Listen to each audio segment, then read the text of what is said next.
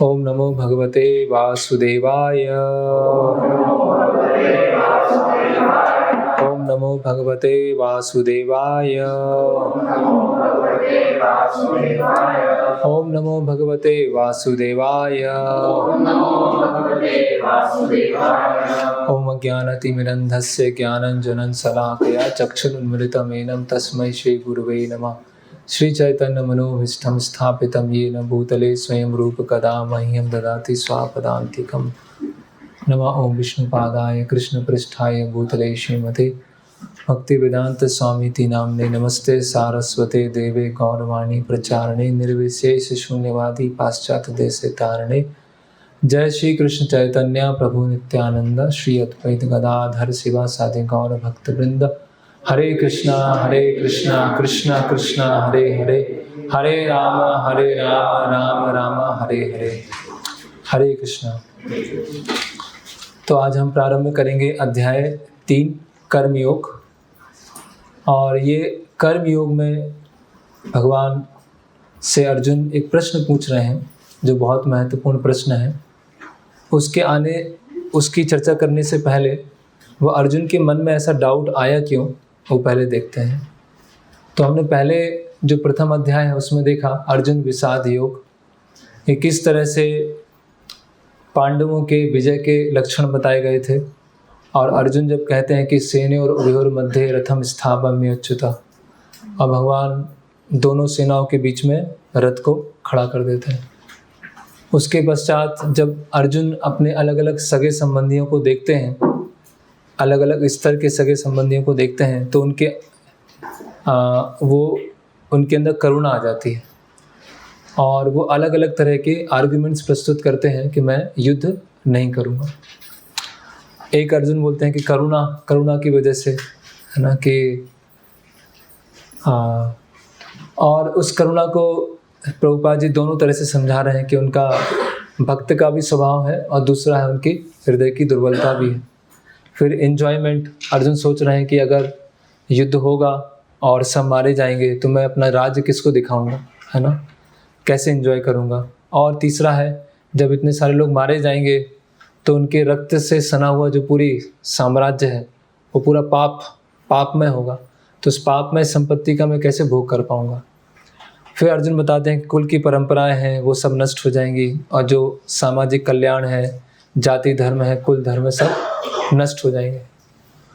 तो उसके पश्चात जब द्वितीय अध्याय में भगवान समझाना प्रारंभ करते हैं और भगवान की अर्जुन शरणागति लेते हैं कि अभी मुझे समझ में नहीं आ रहा है, मैं संशय में पड़ गया हूँ कि क्या करना चाहिए क्या नहीं करना चाहिए, तो आप मुझे निश्चित करके बताइए।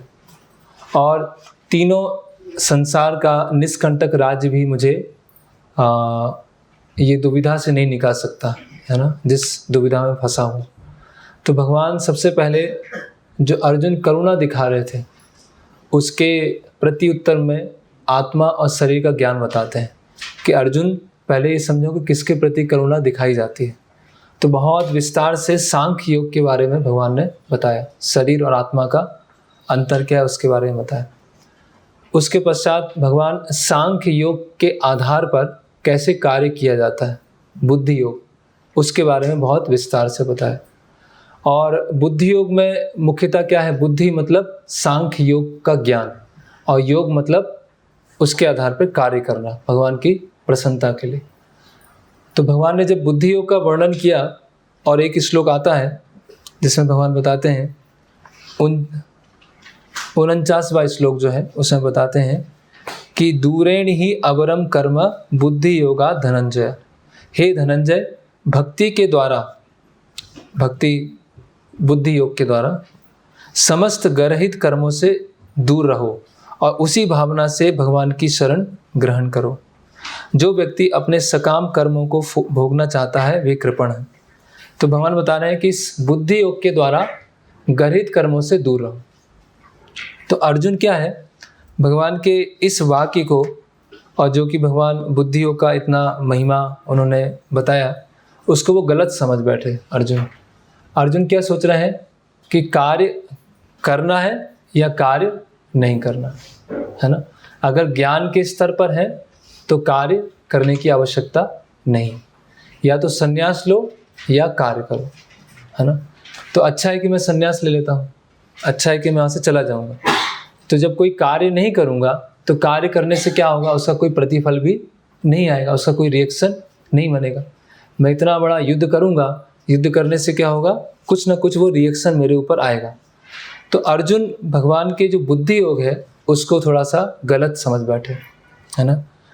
तो अर्जुन क्या बोल रहे हैं, श्लोक क्रमांक 1, हे जनार्दन, हे केशव, यदि आप बुद्धि को सकाम कर्म से श्रेष्ठ समझते हैं, अगर आप बुद्धि को सकाम कर्म से श्रेष्ठ समझते हैं, कहने का मतलब कार्य ना करना, कार्य को छोड़ देना, वो किससे श्रेष्ठ है, कार्य करने से, तो फिर आप मुझे इस घोर युद्ध में क्यों लगाना चाहते हैं। तो जब भगवान गर्हित कर्म के बारे में बोल रहे हैं, तो गर्हित कर्म मतलब एबोमिनेबल एक्टिविटीज। एबोमिनेबल एक्टिविटीज मतलब जो कि कर्म बंधन उत्पन्न करती है। तो भगवान बोल रहे हैं कि बुद्धि योग में जाकर गर्हित कर्मों को छोड़ दो। और अर्जुन क्या समझ रहे हैं कि बुद्धि को लगा के अपने ध्यान में चले जाओ, और गर्हित कर्म क्या है, युद्ध, उसको छोड़ दो, है ना। तो यहाँ से एक बहुत एक प्रसिद्ध जो डाउट है, संशय है, जो सबके मन में होता है, क्या आध्यात्मिक जीवन सबको छोड़ना होता है। क्या आध्यात्मिक जीवन का अर्थ है घर छोड़ दिया, परिवार छोड़ दिया, कुछ काम नहीं कर रहे हैं, हिमालय चले गए हैं, किसी तीर्थ स्थान पे चले गए हैं, है ना, ब्रह्मचारी बन गए हैं, सन्यासी बन गए हैं, क्या आध्यात्मिक जीवन ये है। तो अर्जुन के माध्यम से भगवान इस प्रश्न के उत्तर को बताएंगे। तो अर्जुन को जो अध्याय 3 का पहला सेक्शन है, कर्म या सन्यास, कार्य करूं या कार्य छोड़ दूं, है ना, कार्य करना है या कार्य छोड़ना, है ना। क्योंकि अगर ज्ञान के स्तर पे आ गया तो कार्य छोड़ दूंगा, और ज्ञान के स्तर पर नहीं आया तो कार्य करता रहूँगा। लेकिन अर्जुन को ये नहीं पता है कि ज्ञान के साथ कर्म करने से उसका रिएक्शन नहीं आता। अगर नॉलेज के साथ, सांख्य योग के नॉलेज के साथ अगर कार्य करेंगे तो उसका कोई रिएक्शन नहीं आएगा। तो ये जो डाउट है कि आध्यात्मिक जीवन सबको छोड़ना है, और लोगों को ऐसा लगता भी है जब कोई मंदिर में आता है, ऐसे कभी कभी कई बार ऐसा होता है कि प्रभु जी हम तो मंदिर में आना चाहते हैं, हम तो मंदिर में रह के सेवा करना चाहते हैं, बिल्कुल नए हैं, है ना, मुश्किल से इस्कॉन में आए हुए 3-4 दिन ही हुआ है, और बोल रहे हैं कि हमें मंदिर में आना है ना, अभी हमें बस संसार से कोई मोह नहीं है और संसार से कुछ मतलब नहीं है, अभी मुझे मंदिर में आना। तो क्या ऐसे किसी व्यक्ति को हम मंदिर में ले लेना चाहिए? अच्छा है वो तो, देखो मंदिर में सेवा करने आ रहा है। जैसे कुछ समय पहले एक इंसिडेंट हुआ था, एक व्यक्ति आया तो बोला कि मैं तो घर में बहुत परेशान हूँ, बहुत समस्या है, मानसिक समस्या, आर्थिक समस्या है, तो मुझे तो आप 1 हफ्ते थोड़ा मंदिर में रख लीजिए, मैं यहीं रह के दिन भर सेवा करूँगा। तो क्या मंदिर में कोई भी ऐसे व्यक्ति को रख लेना चाहिए? क्या आध्यात्मिक जीवन क्या यही सिखाता है कि सब कुछ छोड़ के आ जाओ? नहीं है, क्योंकि आगे भगवान बताएंगे, अगर हृदय का शुद्धिकरण नहीं है, अगर आपका हृदय एक स्तर का प्यूरिफिकेशन नहीं है और आप सब छोड़ के भी आ गए, तो आप वही ध्यान करते रहोगे जो पहले था, है ना।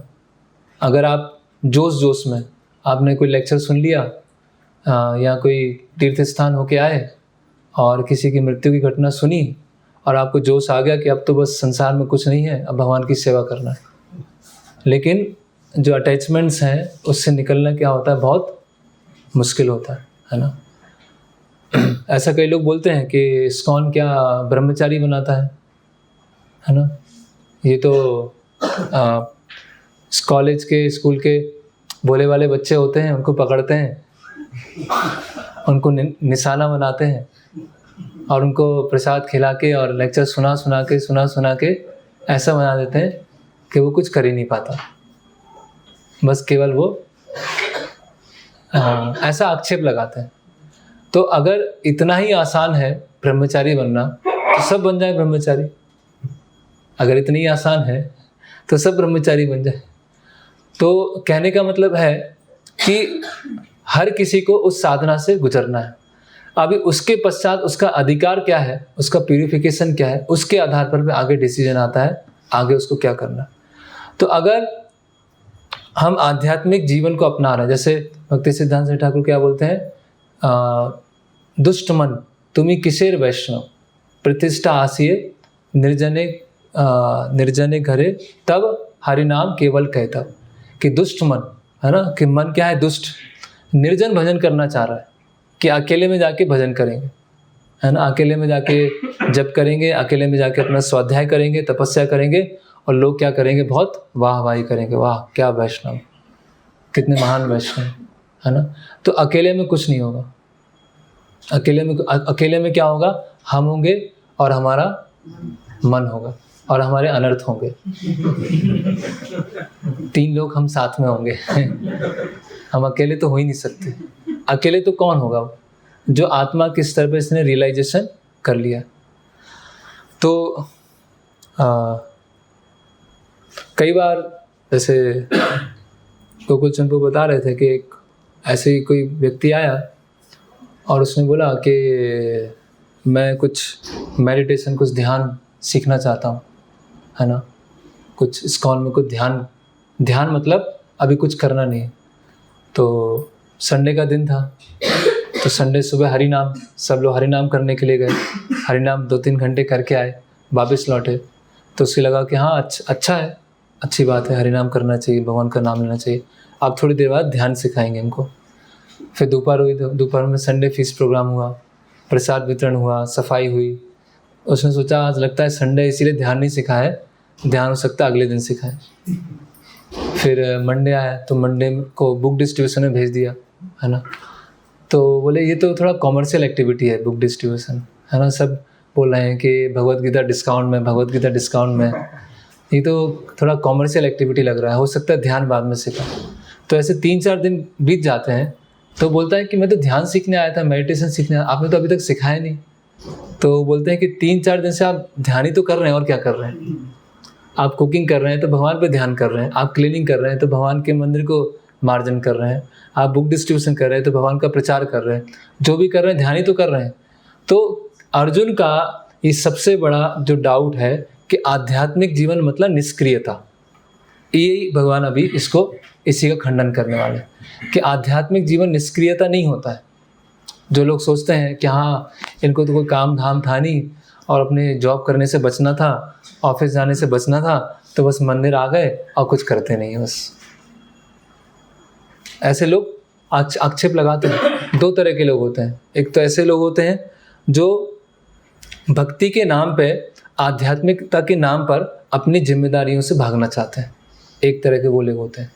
और दूसरे लोग ऐसे होते हैं जो वास्तव में आध्यात्मिक जीवन में आए हैं, लेकिन अन्य लोग हैं वो उनको भर्त्सना करते रहते हैं। देखो कि ये तो निठल्ले हैं, है ना, ये तो समाज के ऊपर भार हैं, ये समाज में पैरासाइट हैं, ये तो समाज का ही खून चूसते रहते हैं और खुद तो कमाने नहीं जाते हैं, है ना। तो इस तरह से 2 तरह के लोग, है ना। तो इन सब का क्लैरिफिकेशन करने के लिए भगवान यहाँ पर बताएंगे। तो यहाँ बता रहे हैं अर्जुन के बारे में कि अर्जुन क्या सोच रहा है। ये बुद्धि योग क्या है, something like retirement from active life and practice of penance and austerity at a secluded place. कि अपने सक्रिय जीवन से क्या होना है, रिटायरमेंट लेना, है ना। जैसे कई लोग बोलते भी हैं कि उसने सचिन ने क्रिकेट से संन्यास ले लिया, है ना, या मोहम्मद कैफ ने उस क्रिकेट से संन्यास ले लिया। क्रिकेट से संन्यास ले लिया मतलब अभी क्रिकेट खेलना बंद कर दिया। संन्यास मतलब एक्टिविटी बंद, आध्यात्मिक मतलब निष्क्रियता, है ना। तो Arjun wanted to skilfully avoid the fighting by using Krishna consciousness as an excuse, है ना। तो बस आसान रास्ता मिल गया, कुछ करना नहीं पड़ेगा, आध्यात्मिक जीवन में चले गए, बैठे बैठे अपना प्रसाद लो कोई दिक्कत नहीं है। तो वही अर्जुन यहाँ पर ही wanted to skilfully avoid the fighting, बुद्धि योग के नाम पर वो अवॉइड करना चाहते हैं, है ना। फिर अर्जुन क्या बोलते हैं अगले श्लोक में, व्यामिश्रेण वाक्येन बुद्धि मोहे सीव में। आपके व्यामिश्रित अनेकानेक उपदेशों से मेरी बुद्धि मोहित हो गई है।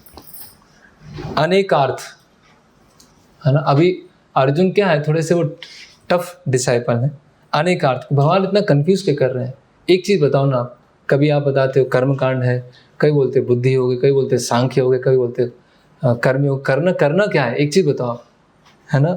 व्यामिश्रित, वास्तव में भगवान एक ही बात बोल रहे हैं, लेकिन अर्जुन उसको समझ नहीं पा रहे। अतः कृपा करके निश्चय पूर्वक मुझे बताएं कि इनमें से मेरे लिए सर्वाधिक श्रेयस्कर क्या होगा।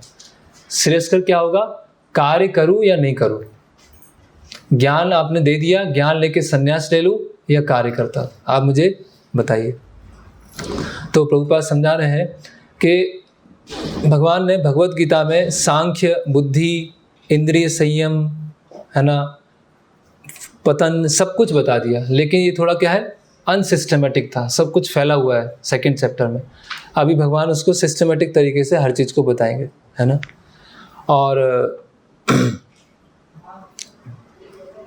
और भगवान का कोई उद्देश्य नहीं है कि अपने शब्दों के जाल से अर्जुन को विमोहित करना, लेकिन अर्जुन, यहाँ लिख रहे हैं Prabhupada, Arjun could not follow the process of Krishna consciousness. तो अर्जुन समझ नहीं पा रहे कृष्णा कॉन्शियसनेस क्या है। कृष्णा कॉन्शियसनेस जड़ता है या सक्रिय सेवा है। आध्यात्मिक जीवन सेवा करना है लग के, या जड़ता है, ये नहीं समझ पा रहे। ओके, तद एकम वदा, इसमें संस्कृत शब्द आ रहा है तद एकम वदा। तद एकम वदा मतलब आप एक चीज़ बताओ कुछ जो मुझे करना है ना। तो यहाँ से श्लोक क्रमांक 3 से 9 तक भगवान कर्म योग के बारे में बताएंगे।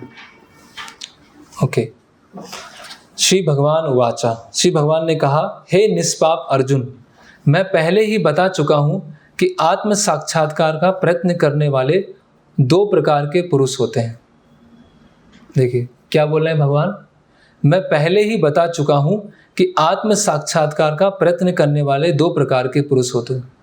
कहाँ, पहले कहाँ बताया भगवान ने, पहले ही बता चुका हूँ, कहाँ बताया पहले,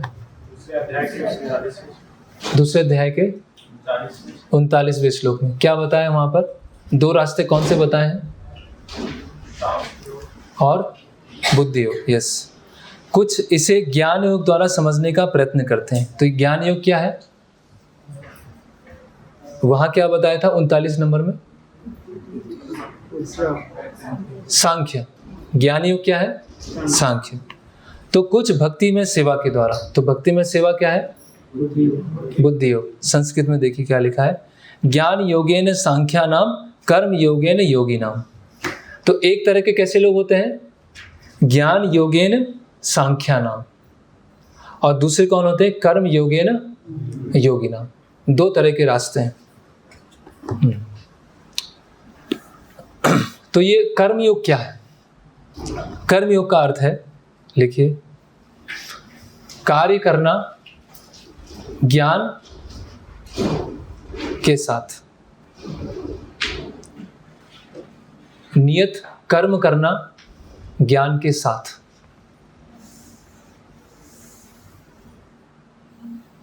देखिए, नियत कर्म ज्ञान के साथ। अर्जुन क्या सोच रहा है, ज्ञान अलग है और कर्म अलग है। और कर्मयोग क्या है, कर्म करना है ज्ञान के साथ। ठीक है, अगर केवल कर्म करेंगे और ज्ञान नहीं होगा तो क्या होगा।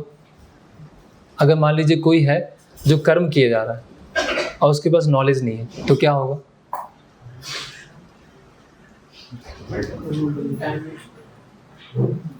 तो वो तो पाप पुण्य कर्म बंधन में फंस जाएगा। ठीक है, किसी के पास ज्ञान है लेकिन कर्म नहीं कर रहा है तो क्या होगा, बहुत पढ़ लिया उसने, आत्मा शरीर सब दिन भर सारे श्लोक याद कर लिए और कुछ कर नहीं रहा हो। नॉलेज क्या मिसयूज और फॉल्स ईगो, संशय, अहंकार, गधे के ऊपर चंदन, हाँ रियलाइज नहीं कर पाएगा और कुछ ना कुछ, हाँ कुछ ना कुछ तो करेगा ही वो, चुपचाप तो बैठ ही नहीं सकता, तो खुरापात ही करेगा वो। तो और उसका ज्ञान क्या हो जाएगा, समय के साथ खराब हो जाएगा अगर उसने कुछ किया नहीं तो, है ना। इसलिए ज्ञान के आधार पर कर्म करना, केवल कर्म करना वो भी गलत है, केवल ज्ञान लेना वो भी गलत है ना। केवल हम सेवा किए जा रहे हैं, साधना नहीं कर रहे हैं तो क्या होगा, तो सही नहीं है। और केवल पढ़े जा रहे हैं, श्लोक याद किए जा रहे हैं, पढ़े जा रहे हैं, श्लोक याद किए जा रहे हैं, सेवा नहीं कर रहे तो क्या होगा, तो वो ज्ञान का कोई, साधना का कोई अर्थ नहीं। तो भगवान इसके माध्यम से कई चीज़ें सीखेंगे कि एक कैटेगरी के भक्त होते हैं, पहले हम भक्तों के उसमें देखेंगे और फिर इस श्लोक के परिप्रेक्ष्य में देखेंगे। कुछ कैटेगरी के भक्त क्या होते हैं, जिनको सेवा करने में बहुत अच्छा लगता है, और अच्छा लगना भी चाहिए, स्वाभाविक। ऐसा नहीं कि वो गलत है अच्छा लगना, लेकिन वो अच्छा लगता है वो कब पता चलता है, जब क्रिटिकल सिचुएशन आती है, उस समय अच्छा लगता है कि नहीं लगता। जब हैवी प्रेशर आ जाता है उस समय सेवा करना अच्छा लग रहा है कि नहीं लग रहा, तब वास्तव में अच्छा लग रहा है। नहीं तो क्या है, ऐसा भी हो सकता है कि मन के स्तर पे अच्छा लग रहा हमको, है ना। तो कुछ लोग होते हैं जो सेवा सेवा सेवा सेवा सेवा करते रहेंगे, लेकिन साधना है, जप है, पढ़ाई है ना, रेगुलेशन है, वो अच्छी तरह से नहीं। एक तरह के भक्त होते हैं जो साधना में एकदम पक्के हैं, जप बहुत अच्छी तरह से करते हैं और पढ़ाई अच्छी तरह से करते हैं, लेकिन सेवा में उनका कोई रुचि नहीं। सेवा के लिए बोलते हैं तो बस अपना मुंह बना देते हैं कि हम ही पूछ लेते हैं बार बार, कभी मैं पढ़ने बैठता हूँ उसी समय बुला लेते हैं मुझे। ऐसे होते हैं कई कि प्रभु जी मुझे ही बुला लेते हैं, कभी तो पढ़ने दिया करो आप, जब के समय सेवा के लिए बुला लेते हैं आप, जब तो करने दो मुझे, है ना। और कुछ लोगों बोलते हैं कि बहुत सेवा कर रहे हैं, चलो अपना जप करो, तो जप करेंगे और जाके सो जाएंगे। पढ़ने बैठो तो पढ़ते पढ़ते वहीं पर समाधि में पहुंच जाएंगे। तो क्या होगा, ऐसे दो भक्तों के साथ क्या होगा, जो बिल्कुल सेवा कर रहे हैं, प्रभु जी बताइए बस तैयार, जो आप बोलेंगे वो करूँगा मैं, है ना। तो ऐसे भक्तों के साथ क्या होगा, अगर वो साधना अच्छे से नहीं कर रहे हैं तो उनका आगे चल के क्या होगा, लंबे समय तक टिक नहीं पाएगा। हाँ, लंबे समय तक टिक नहीं पाएगा। और जो सेवा करेगा वो भी हो सकता है गलत चेतना से करेगा। यस, जो सेवा वो कर रहे हैं हो सकता है गलत चेतना से कर रहे हैं, उसके अंदर और कुछ मोटिव्स हैं, और कोई। हम में से ऐसे दो तरह के भक्त होंगे, कुछ एक कैटेगरी में होंगे, कुछ दूसरे कैटेगरी में होंगे। हाँ, नहीं, प्रचार तो वो करेंगे लेकिन गलत प्रचार करने लगेंगे, और वो थोड़ा भावुकता के स्तर पर रहेंगे, सेंटिमेंटल लेवल पे होंगे, है ना। वो एक रिलीजन विदाउट फिलॉसफी इज सेंटिमेंटलिज्म। वो वही प्रभुपाद जी अभी बताएंगे इसमें, कि सब कर रहे हैं, दौड़ भाग कर रहे हैं, लेकिन साधना नहीं कर रहे, तो वो भावुकता के स्तर पर रहेंगे। और भावुकता क्या होती है, लंबे समय तक नहीं चल पाती, है ना। और ऐसा देखने में आता है कि अच्छी तरह सेवा करते हैं, लेकिन बाद में क्या होता है, कभी रिकॉग्निशन नहीं मिलता है, कभी वाहवाही नहीं मिलते हैं, कहीं पीठ नहीं थपथपाते हैं, तो क्या होता है उसमें फिर करने की इच्छा नहीं रहती। अरे यार, अभी कौन इतना घिसता रहे, कौन इतना दौड़ता रहे, अपना शांति से जैसे लोग कर रहे हैं वैसे हम करेंगे, ठीक है।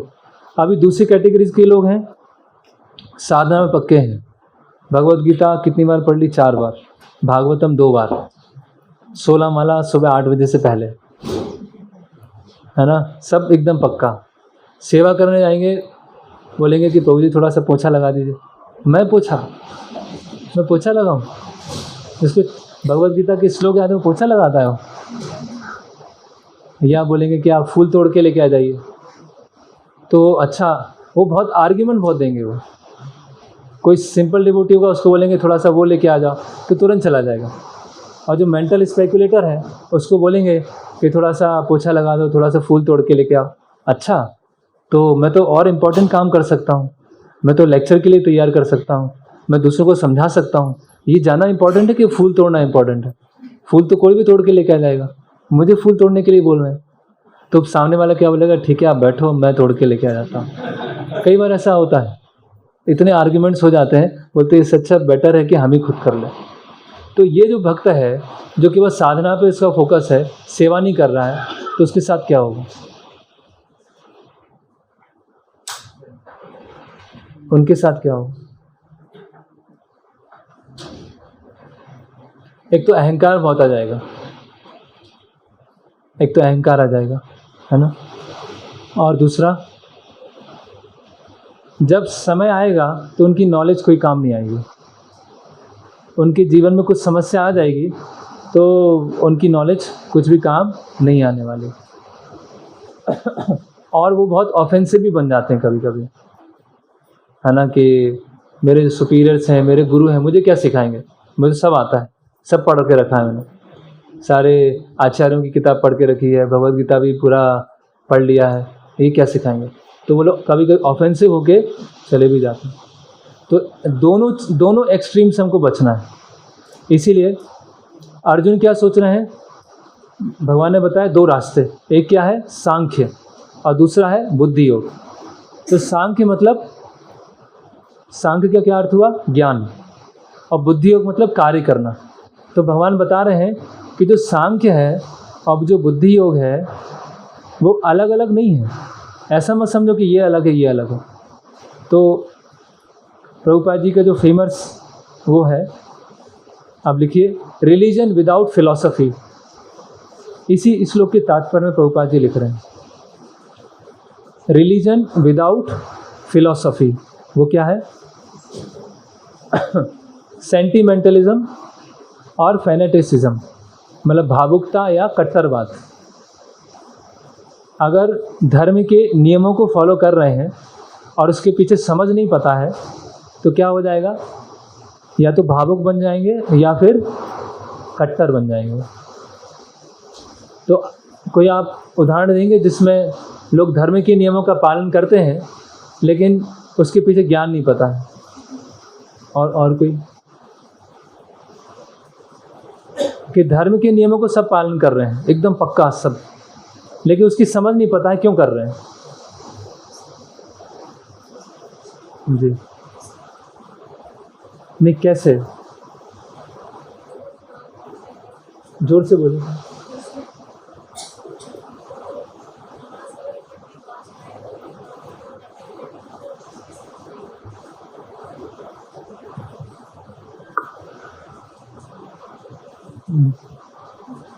हाँ बोलिए।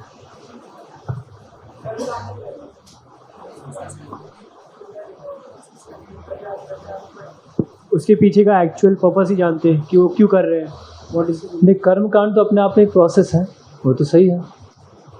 तो किस लिए वो लोग मतलब बस स्वर्ग लोग, उनको पर्पस पता है, मैं स्वर्ग जाना है, उनको पता है कि अच्छा जीवन प्राप्त होना है। रियल पर्पस है कि ग्रेजुअल प्यूरिफिकेशन के लिए है, वो उनको वो नहीं मालूम। वही उनको ये तो पता है स्वर्ग जाना है, ये अगला जीवन अच्छा होना है। और ग्रेजुअल प्यूरिफिकेशन तो उसमें दवाई घोल के रखी है, जैसे धीरे धीरे प्यूरिफिकेशन हो जाए। तो उनको तो पता है, कर्म कांड तो प्रॉपर प्रोसेस है।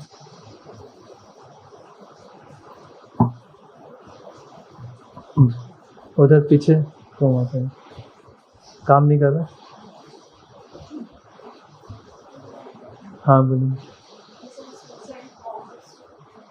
सुसाइड बॉम्ब में, हाँ, जैसे कि जिहादी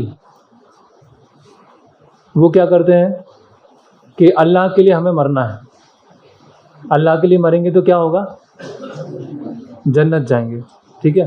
तो अल्लाह के लिए कुछ करना है, रिलीजन है, लेकिन उसके पीछे फिलॉसफी क्या है, कुछ नहीं है। अभी दूसरों को क्यों मारना है, दूसरे से पूछेंगे कि आप अल्टीमेटली कैसे बने, भगवान ने बनाया, मैं कैसे बनाऊं, भगवान ने बनाया, तो मैं आपको क्यों मारूं। ये भी अल्लाह से आए हैं, मैं भी अल्लाह से आया हूँ, तो ऐसा क्या हो गया कि मैं उस दूसरे को मार रहा हूँ? तो धर्म का ढांचा तो पता है, लेकिन उसके पीछे कारण नहीं पता। जैसे कि हम देखते हैं कि गणेश पूजन होता है, ये अभी नवदुर्गा ये पूजन होगा, उसमें क्या करते हैं लोग, है ना? जैसे गणेश जी को मोटरसाइकिल में बैठा देते हैं, गणेश जी वो खेल रहे हैं, क्रिकेट खेल रहे हैं, मैच खेल रहे हैं क्रिकेट। तो ये सब क्या है? ये है सेंटिमेंटलिज्म। और हम देखते हैं जैसे जिस तरह के ये धार्मिक आयोजन होते हैं, उस धार्मिक आयोजन में मुख्य उद्देश्य क्या होता है? चंदा इकट्ठा करना है, पैसे इकट्ठे करना है और कुछ गाने बजाने चलते हैं, बस ये उनका उद्देश्य होता है। तो व्यक्ति में धर्म की प्रवृत्ति तो है, लेकिन वो क्यों कर रहा है वो पता नहीं। तो वो तो या सेंटिमेंटल हो जाएगा या कट्टर हो जाएगा, बस मैं सही हूँ, सारे गलत है, मैं सही हूँ।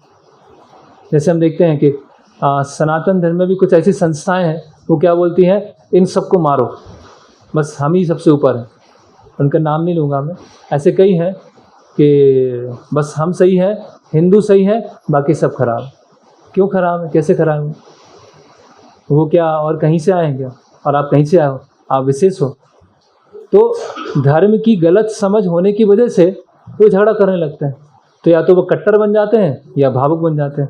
दूसरे तरह के लोग होते हैं जो सोचते बहुत हैं, सोच सोच के इतना सोच लेते हैं और करते कुछ नहीं। I think therefore I am, I exist therefore I am, I think. कुछ करो तो कम से कम, सोचते रहोगे बस। तो लोग, प्रभुपाद बोलते हैं आर्म चेयर फिलोसोफर्स। एक कॉन्फ्रेंस है, बैठे हुए हैं सब 10 लोग बैठे हुए हैं, किस पे डिस्कशन चल रहा है? भगवत गीता पर चर्चा हो रही है। ओह अच्छा, 7वें अध्याय में ये है, 9वें अध्याय में ये है, अच्छा 12वें अध्याय में तो ये है, और दूसरे अध्याय में ये है, अच्छा भगवत गीता समझ में आ गई। बाहर निकलते हैं, सिगरेट पीते हैं। क्या भगवत गीता समझ में है? केवल डिस्कशन करते हैं डिस्कशन करने के लिए। इसलिए प्रभुपाद जी क्या बोलते हैं, इंटेलेक्चुअल जिम्नास्टिक्स, के बुद्धि से उन्हें खेलने मजा आ रहा है। ऐसे कई आप देखिए बुक डिस्ट्रीब्यूशन में ऐसे लोग बहुत मिलते हैं। आप जाएंगे, इतना समझा देंगे आपको, इतना समझा देंगे, इतना बोलेंगे, लास्ट में उनको बोलेंगे कि आप कम से कम छोटी बुक तो ले लो। नहीं, ये तो हम प्रैक्टिकल उनकी लाइफ में कुछ भी नहीं दिखेगा। बात इतनी फेंकेंगे, इतनी दूर दूर की फेंकेंगे, और प्रैक्टिकल लाइफ में कुछ नहीं होगा। तो ये क्या है? Mental speculators. जैसे कि मैंने पहले ही बताया कि हम एक बार बुक डिस्ट्रीब्यूशन करने गए थे जयपुर में, तो वहाँ पर राजस्थान यूनिवर्सिटी है, तो वहाँ की फ़िलासफ़ी डिपार्टमेंट में गए, तो वहाँ पे वेदांत पढ़ा रहे थे। तो हम गए अंदर, तो हमें लगा अच्छा है वेदांत पढ़ा रहे हैं, यहाँ तो भागवतम सेट बहुत सारे जाएंगे, है ना, सब वेदांत का अध्ययन कर रहे हैं, और ये वेदांत सूत्र का सार है, कमेंट्री है भागवतम। तो सब खुश हो गए, और जब पूरा उनका वेदांत का लेक्चर हुआ, बाहर आए और बात कर रहे हैं, तो उनको भागवतम में समझा रहा था कि फर्स्ट कैंटो है, सेकंड कैंटो भगवान के चरण है, ऐसा। तो वो क्या करते हैं, अपनी जेब में से गुटखा निकालते हैं, गुटखा फाड़ते हैं और खाते हैं। हाँ समझाइए, आप समझाइए क्या वेदांत में क्या है, उनके क्या मतलब निकला वेदांत का डिस्कस करने, है ना। तो ना तो हमें सेंटिमेंटल बनना है, ना मेंटल स्पेकुलेटर बनना। तो रिलीजन भी है और फिलॉसफी भी है। रिलीजन मतलब बुद्धि योग, और फिलॉसफी मतलब सांख्य योग। तो दोनों क्या है, एक ही रास्ते हैं, दोनों अलग अलग नहीं।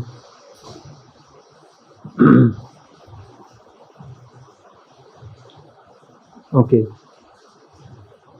तो सांख्य योग की क्या परिभाषा थी कि शरीर और आत्मा में अंतर, भेद, ठीक है। और बुद्धि योग की क्या परिभाषा थी, इसके आधार पर कार्य करना। मतलब दोनों क्या है, इंटरडिपेंडेंट है। आप ऐसा भी नहीं कर सकते कि केवल कार्य करें, ज्ञान लेने की क्या ज़रूरत है, और आप ऐसा भी नहीं कर सकते केवल ज्ञान लेते जाएं, कार्य करने की ज़रूरत नहीं। दोनों आप क्या है, अपने आप पर इंटरडिपेंडेंट है ना? ओके, फिर यहाँ प्रभुपाद जी का लेक्चर है।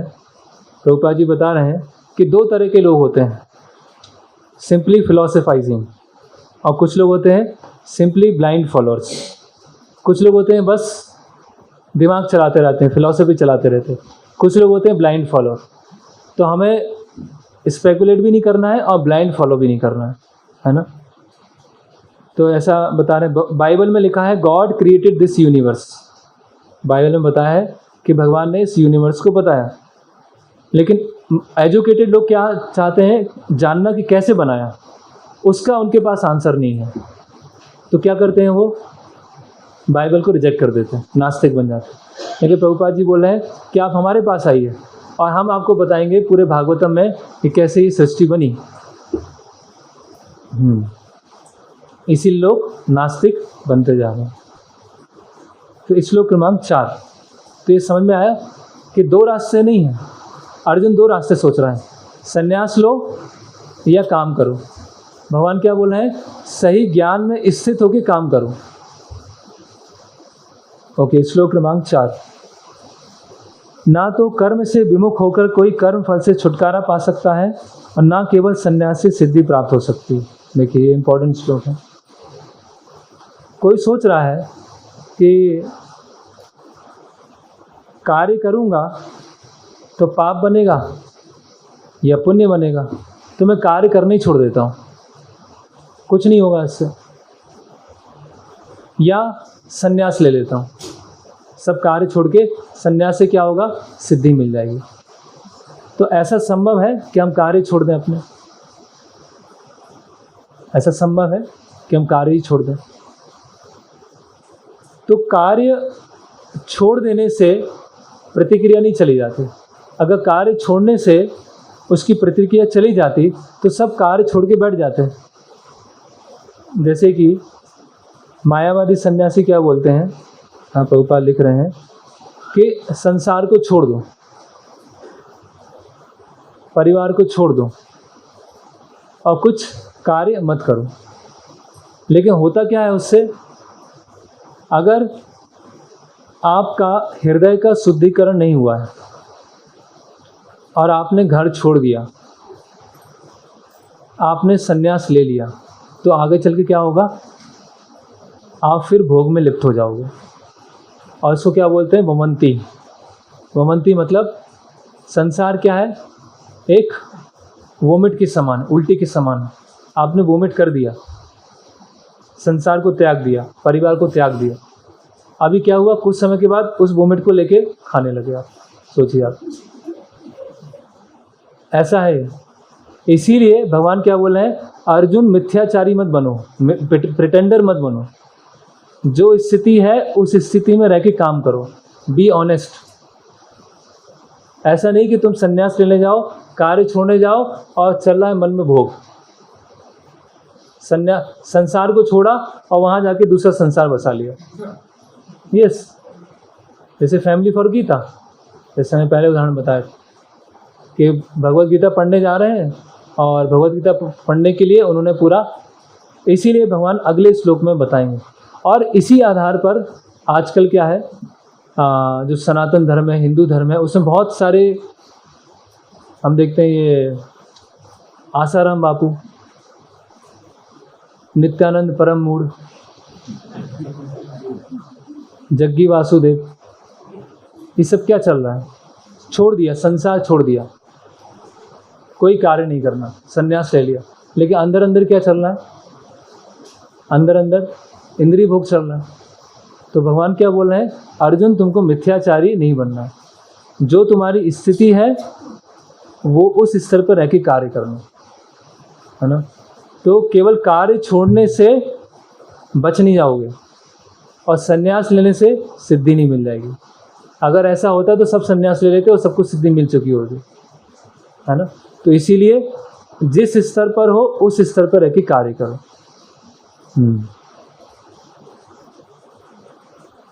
ओके, तो यहाँ बता रहे हैं कि संन्यास लेने की क्या क्वालिफिकेशन है। प्रभुपाद जी यहाँ लिख रहे हैं कि जब वो अपने नियत कर्तव्य करता गया, नियत कर्तव्य करता जा रहा है, करता जा रहा है, करता जा रहा है, और उसका शुद्धिकरण का स्तर आ गया। अभी लग रहा है कि वो संसार को छोड़ सकता है, मतलब व्यवहारिक रूप से, तो उसको संन्यास ले लेना चाहिए, है ना। उसको कौन देखेगा, उसको कौन कंफर्म करेगा? गुरु कंफर्म करें, और जो सीनियर डिवोटीज हैं वो कंफर्म करेंगे, करेक्ट। नहीं तो वो क्या हो जाएगा, केवल फल्गु वैराग्य हो जाएगा। जैसे कि वो एक गौड़ी मठ का उदाहरण आता है।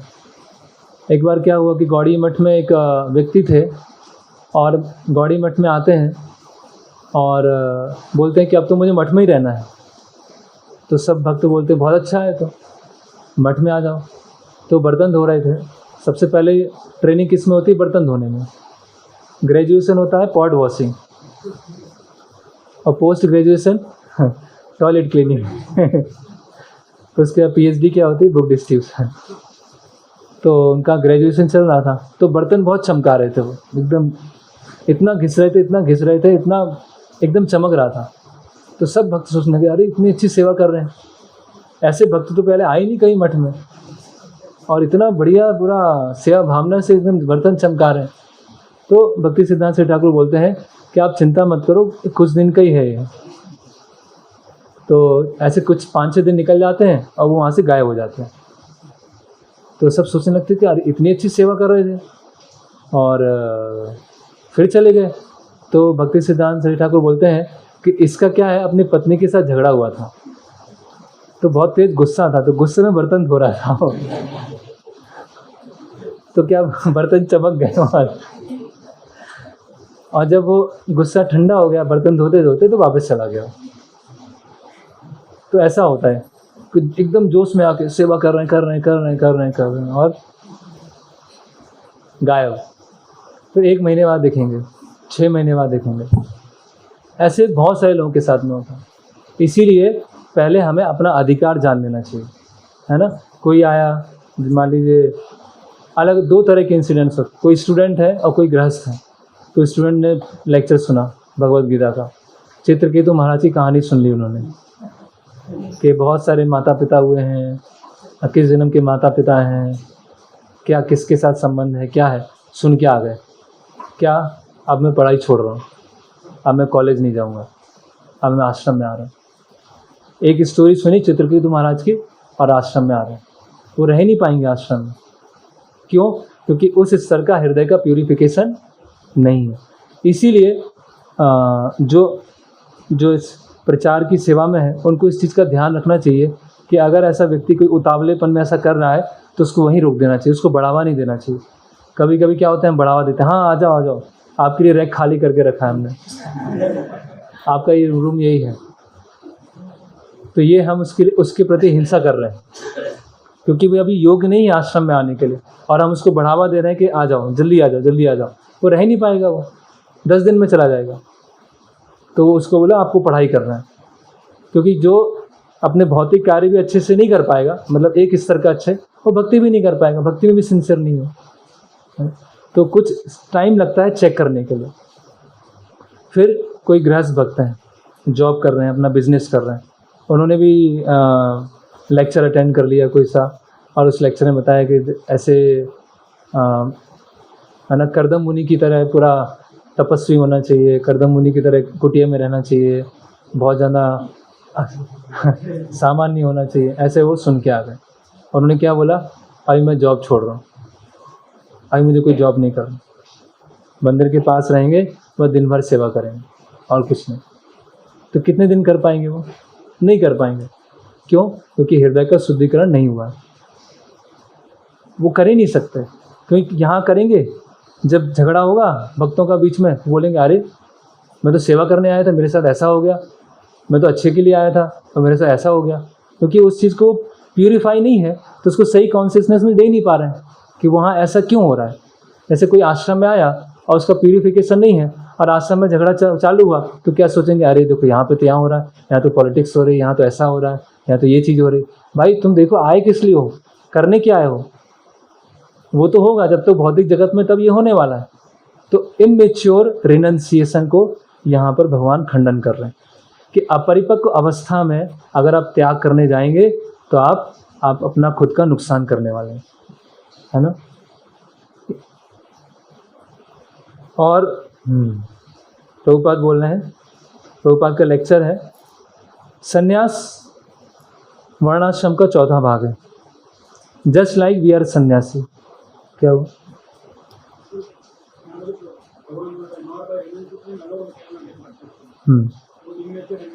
हाँ, इमेच्योर इनिशिएशन। प्रभुपाद लिख रहे हैं जस्ट लाइक वी आर सन्यासी। प्रभुपाद लिख रहे हैं जैसे कि मैं सन्यासी हूँ। मैं पहले गृहस्थ था, मेरी पत्नी थी, मेरे बच्चे थे, लेकिन अब मैं सन्यास के स्तर पर आ गया हूँ। मैं अपनी पत्नी और बच्चे, परिवार, घर को भूल गया हूँ। Because I was trend gradually, क्योंकि मेरा क्रमशः प्रशिक्षण हुआ। आई वॉज ट्रेंड एज ब्रह्मचारी, मैं ब्रह्मचारी की तरह प्रशिक्षित हुआ।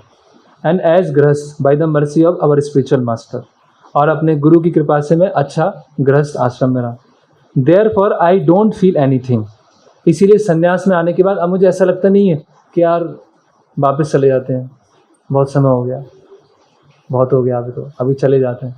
तो ये फीलिंग है ना, जैसे मतलब अभी ले लिया तो पीछे मुड़ के नहीं देखना है। फिर अगर पीछे विचार आ रहा है, महाराज जैसे क्योंकि हम डिस्कस कर रहे हैं, इसीलिए महाराज से ब्रह्मचारी बुक में लिखते हैं, अगर आपके विचार आ रहा है कि मैरिज करूं या ना करूं, तो बेटर है आप मैरिज कर लीजिए। अगर ऑप्शन ही आ रहा है, आपको ऑप्शन ही दिमाग में आ रहा है करना चाहिए नहीं करना चाहिए, मतलब आप आश्रम के लिए फिट नहीं। तो प्रभुपाद क्या लिख रहे हैं, therefore I don't feel anything, मुझे अभी कुछ ऐसा फील नहीं हो रहा कि मैं क्यों घर छोड़ के आया।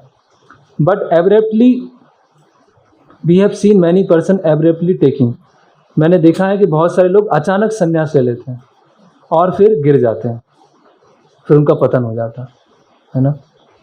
फिर प्रभुपाद बता रहे हैं, प्रभुपाद जी के कुछ स्टूडेंट्स हैं, वो किसी दूसरे स्वामी जी के पास में जाते हैं कुछ सीखने के लिए। Some of our students went to a very big swami in New York, हमारे कुछ विद्यार्थी एक बड़े स्वामी के पास कुछ सीखने गए और पता चला कि वो जो सिखाने वाला है वो स्मोकिंग करता है। A student said, Swami ji we don't smoke, कि हम स्मोक नहीं करते, आप कैसे कर। He was ashamed, so what is the use of taking this kind of sannyas, तो ऐसे संन्यास लेने का मतलब क्या है कि आप सिगरेट पी रहे है ना। सत न्यास, दिस इज द कॉम्बिनेशन। सत मतलब सत्य, न्यास मतलब त्याग। तो अगर आप भगवान के लिए सब कुछ त्याग रहे हैं तो आप सन्यासी हैं। ड्रेस पे डिपेंड नहीं करता, आप वाइट हैं, सेफ्रॉन हैं, गृहस्थ हैं या ऑफिशियली संन्यास आश्रम है, उस पर डिपेंड नहीं करता। अगर आप परम सत्य के लिए सब कुछ त्याग रहे हैं तो आप सन्यासी, है ना।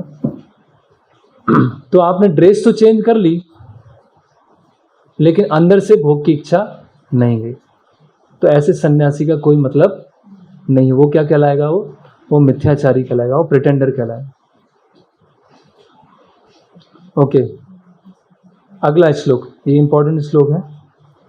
ना ही कश्चित् क्षणमपि जातु तिष्ठत् अकर्म करत कारते ही वशा कर्मा सर्व प्रकृति जय गुणे। प्रत्येक व्यक्ति को प्रकृति से अर्जित गुणों के अनुसार विवश होकर कर्म करना पड़ता है, मतलब काम तो करना ही पड़ेगा। आत्मा का स्वभाव क्या है, कार्य करना। ना ही कश्चित् क्षणमपि जातु तिष्ठत् अकर्म करत, अर्जुन ऐसा मत सोचो कि तुम कुछ करोगे नहीं, तुम तो करोगे। कारते ही वशा कर्मा, तुम वश में हो, कुछ तो तुम करोगे। सर्व प्रकृति जय गुण, जो प्रकृति के जो गुण हैं उसके वश में आके कुछ ना कुछ तो कम काम करने वाले। तो काम तो करना ही है, लेकिन कार्य कैसे किया जाए वो भगवद गीता हमको सिखाती है। इससे लोग बोलते हैं कर्म करो फल की चिंता मत करो, तो कर्म नहीं, कर्म कैसे करना है और कौन सा कर्म करना है। ओके, तो इसका हम तात्पर्य देखते हैं, और अच्छा तात्पर्य है। यह देहधारी जीवन का प्रश्न नहीं है, अपितु आत्मा का यह स्वभाव है कि वह सदैव सक्रिय रहता है। तो कोई निष्क्रिय तो रह ही नहीं सकता, भगवान बोल रहे हैं, कोई निष्क्रिय रह ही नहीं सकता। कोई बोले कि आज तो मैं कुछ नहीं करना, नहीं हो सकता, संभव ही नहीं है। आत्मा की अनुपस्थिति में भौतिक शरीर हिल भी नहीं सकता। यह शरीर मृत वाहन के समान है जो आत्मा द्वारा चालित होता है, क्योंकि आत्मा सदैव सक्रिय रहता है और वह एक क्षण के लिए भी नहीं रुक सकता। तो आत्मा तो सक्रिय है, आत्मा रुक नहीं सकता। अभी आत्मा को किस कार्य में लगाना है वो देखना है बस। या तो आत्मा को हम ऐसे कार्य में लगाएं जो इंद्रिय तृप्ति के लिए है, या ऐसे कार्यों में लगाएं जिससे हमारा प्यूरिफिकेशन हो। ये भगवान बता रहे हैं। तो अर्जुन क्या सोच रहा है कि आत्मा हम कोई कार्य करेंगे नहीं, हम छोड़ देंगे और बैठ जाएंगे। भगवान क्या बोल रहे हैं, बैठ ही नहीं पाओगे। जंगल जाओगे तो वहाँ पर कोई अच्छा हट्टा कट्टा भिखारी होगा और कोई पतला सा भिखारी होगा। आपस में जब लड़ेंगे तो तुम युद्ध करने आ जाओगे, किस पर अन्याय हो रहा है, क्योंकि वो तुम्हारा स्वभाव है। उस स्वभाव से कहाँ बच पाओगे? तो कार्य तो तुम करने ही वाले हो।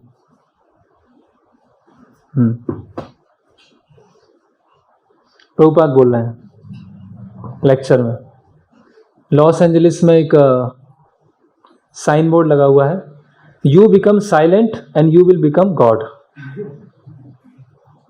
आप चुपचाप हो जाओगे और भगवान बन जाओगे। प्रभुपाद बोलते हैं, here Krishna says that you can't become silent even for a moment. आप चुपचाप बैठ ही नहीं सकते, एक क्षण के लिए भी चुपचाप नहीं बैठ सकते।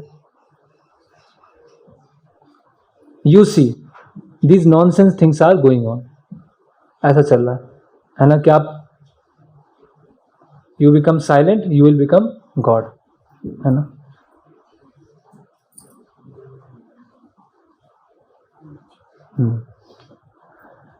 तो अभी चुपचाप नहीं बैठ सकते।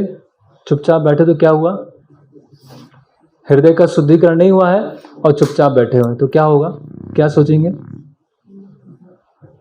क्या ध्यान आएगा? देख लिए, कर्म इंद्रियाणि संयम्य या आसते मनसा स्मरण इंद्रियार्थान विमूढ़ात्मा मिथ्याचारा सा उच्यते। क्या है, जो कर्म इंद्रियों को वश में तो करता है, एक मिनट, एक्चुअली वश में करता है, ये इसमें हिंदी में सही नहीं है। One who restrain the senses of action, मतलब रोक लेता है, जो इंद्रियों के कार्य को रोक लेता है। वश में करना नहीं, वश में करना तो क्या हो गया, कंट्रोल आ गया। किंतु जिसका मन इंद्रिय विषयों का चिंतन करता रहता है, वो निश्चित रूप से स्वयं को धोखा देता है। देखिए कितना ये वार्निंग है बहुत बड़ी। और मिथ्याचारी कहलाता है कि इंद्रिय विषयों को दूर कर दिया और इंद्रिय विषयों को सोच रहा है। तो बोल रहे हैं अर्जुन को, अर्जुन तुम मिथ्याचारी मत बनो। आगे उदाहरण दे रहे हैं कि एक सिंसियर स्वीपर जो रोड में झाड़ू लगा रहा है वो अधिक अच्छा है बजाय एक सन्यासी जो बैठ के इंद्रिय विषयों का चिंतन कर रहा है। सोचिए कितना भगवान इसको बार बार इस पर प्रहार कर रहे हैं।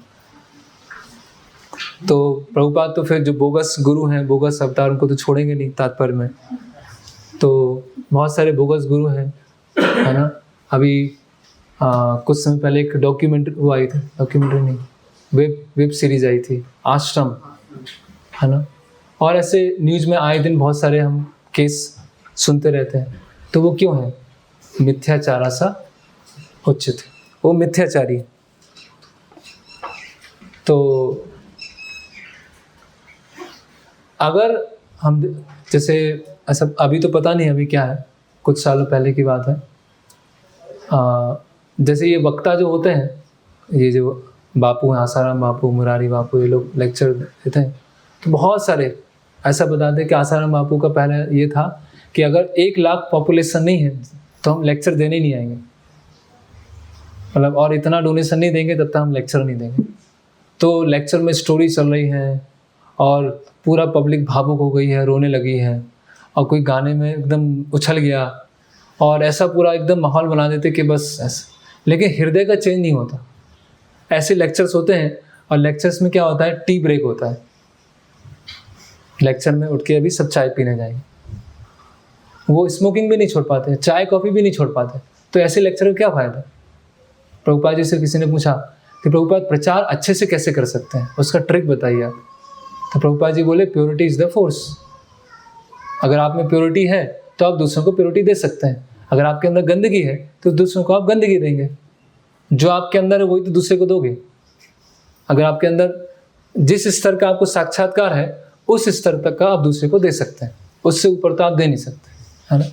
तो ऐसे बहुत सारे फेमस लोग हैं और उनसे बहुत ज्ञान मिलेगा, बहुत अलग अलग तरह से वो उनके हाथ के एक्सप्रेशन होते हैं, उनका चेहरे का एक्सप्रेशन होता है, उनकी बॉडी लैंग्वेज होती है, सब बिल्कुल एकदम परफेक्ट बताते हैं। लेकिन वो बेसिक जो 4 नियम फॉलो करना है वो भी फॉलो नहीं करते। उनके फॉलोअर क्या, वो खुद ही फॉलो नहीं करते। तो इसीलिए हमें अगर अच्छे से प्रचार करना है तो हमें कोई नया कुछ ढूंढने की ज़रूरत नहीं है, कुछ भी नया ढूंढने की ज़रूरत, बस हमें purity is the force. Purity है तो प्रभुपाद एक जगह बोलते हैं कि हमारी शुद्धता है, उसका कोई मैचिंग नहीं है पूरे संसार में, और अंततः लोग उसको स्वीकार करेंगे। अगर आप सिंसियरली प्योरिटी के साथ प्रीचिंग करेंगे तो लोग उसको स्वीकार करने वाले हैं। लेकिन अगर हम फिलॉसफी को इम्प्योर बना देंगे या व्यवहार गलत होगा तो उससे क्या होगा, कोई किसी में चेंज नहीं आने वाला।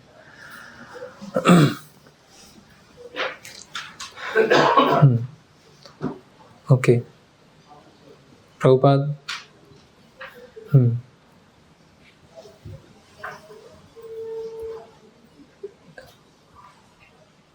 तो और क्या होता है जब ऐसे हम लोग जैसे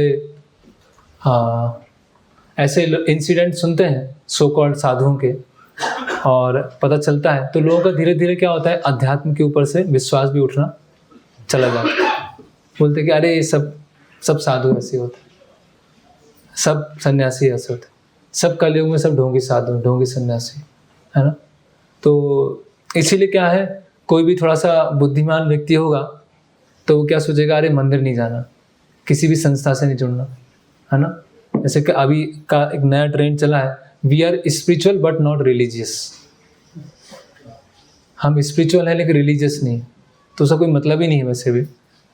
तो स्पिरिचुअल मतलब अपने ख्याली पुलाव में खोए हुए हैं, लेकिन रिलीजियस नहीं है, किसी संस्था से नहीं जुड़े हैं हम किसी संस्था से जुड़ना नहीं चाहते, क्योंकि सब संस्थाएं क्या है, सब ऐसी बेकार है ना। तो वो क्या है, इसीलिए अर्जुन यहाँ को भगवान बता रहे हैं, या अधिकार के बारे में बता रहे हैं, है ना। अधिकार मतलब हृदय की शुद्धता। अगर हृदय की शुद्धता है इतना तो लीजिए, आप संन्यास लीजिए, कोई दिक्कत नहीं। अगर हृदय की शुद्धता नहीं है तो आप गृहस्थ आश्रम में जाइए, और गृहस्थ आश्रम में रह के धीरे धीरे धीरे शुद्धिकरण के द्वारा भक्ति की उच्च अवस्था में पहुंच सकते हैं, है ना। तो आर्टिफिशियली कुछ करने की जरूरत नहीं। भगवान क्या समझा रहे हैं कि आर्टिफिशियल कुछ नहीं करना, देखा देखी नहीं करना। जिस स्तर पर है उस स्तर पर रहकर ऑनेस्टली अपना सेवा करना। जहां देखा देखी चालू किया वहां समस्या होना चालू हो जाए, है ना। और सभी के लिए, जिस स्तर पर कोई भक्त है, चाहे ब्रह्मचारी हैं, गृहस्थ हैं, कोई किसी भी स्तर पर हो, अगर हमने देखा देखा किया तो क्या हो जाएगा, उसको हम ज़्यादा समय तक हैंडल नहीं कर पाएंगे। इसीलिए हमें अपना अधिकार देखना है, हृदय की शुद्धता देखना है कि मैं इससे हो पा रहा है कि नहीं हो पा रहा है लॉन्ग टर्म में, तब मुझे उसको करना है ना। तो वही भगवान बता रहे हैं अर्जुन को। फिर अगला श्लोक है जिसमें भगवान बता रहे हैं एक अटैच्ड सन्यासी और डिटैच्ड गृहस्थ, उसमें कंपेयर कर रहे हैं। एक अटैच्ड सन्यासी है और एक डिटैच्ड गृहस्थ है। दूसरी ओर यदि कोई निष्ठावान व्यक्ति अपने मन के द्वारा कर्मेंद्रियों को संयम करने का प्रयत्न करता है और बिना किसी आसक्ति के कर्म योग प्रारंभ करता है तो वह अति उत्कृष्ट है।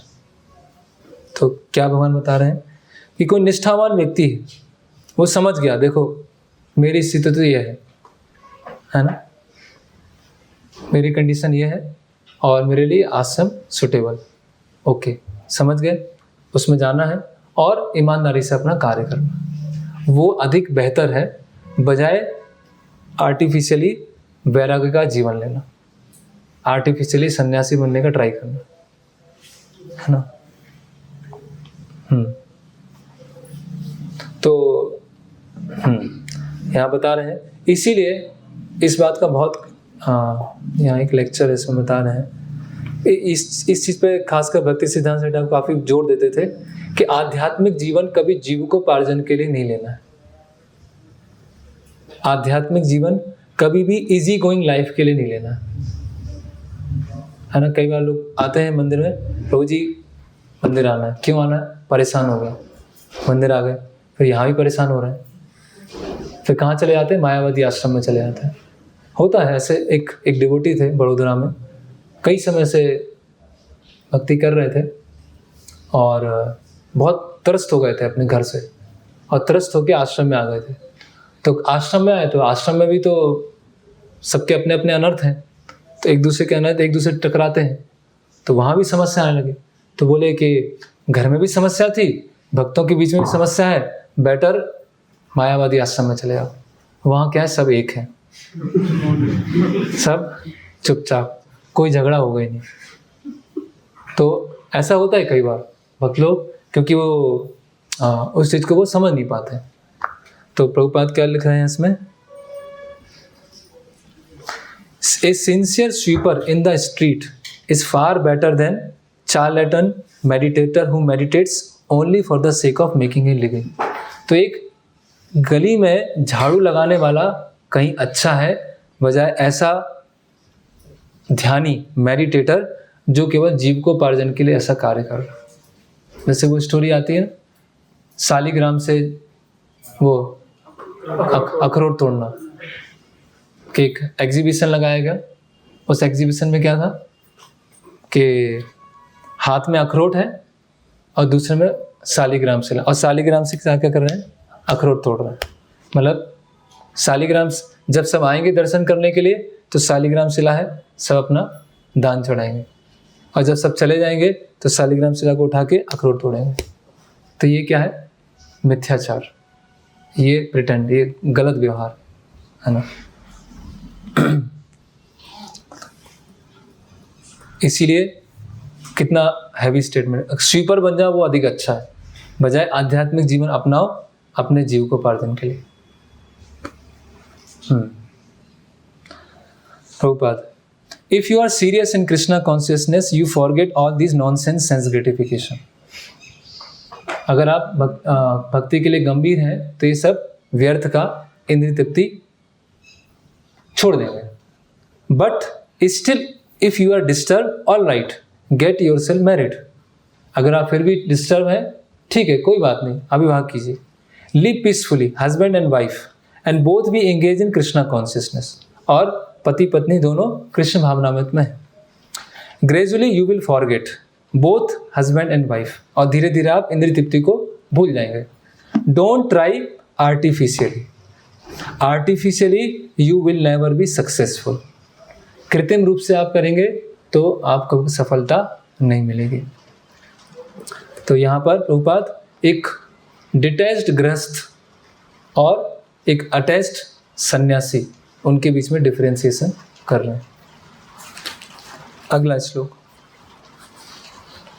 नियतम कुरु कर्तत्वम कर्म जायो ही कर्मणा शरीर यात्रा भी चाहते ना प्रसिद्ध येत कर्मणा। ये भी महत्वपूर्ण श्लोक है।